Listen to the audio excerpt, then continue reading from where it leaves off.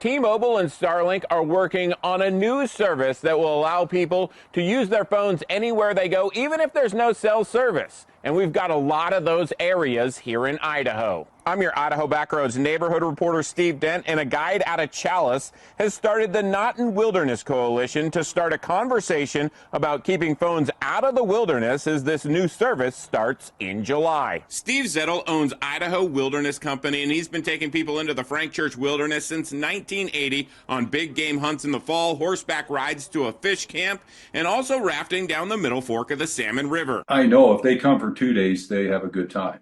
If they come for 4 days, it's a great time.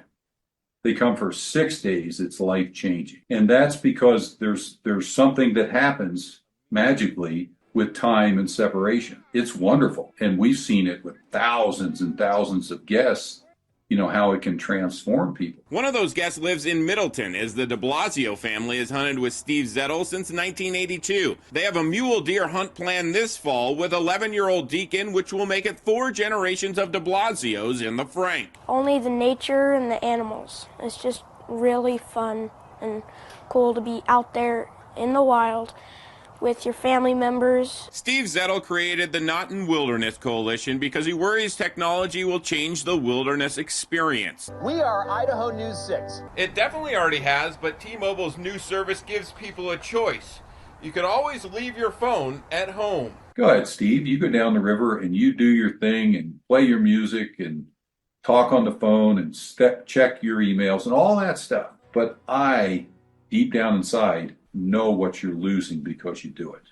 There are over 500,000 square miles of the U.S. unreachable by any cell phone tower. T-Mobile just had the best quarter in company history. They dropped the price for cellular Starlink because it has garnered so much interest, and it could be a game changer from a safety standpoint. Steve Zettel knows his perspective might generate some backlash, but he points to Teddy Roosevelt, Frank Church, and Cecil Andrews as people who had to work hard to protect wilderness areas. I think that people ahead of us preserved this for a reason. And I think that they could have never foreseen what challenges it would have moving forward. Well, guess what?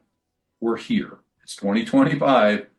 The next challenge has shown up. Steve Zettel published a book in January, and Deacon got paid to do the artwork.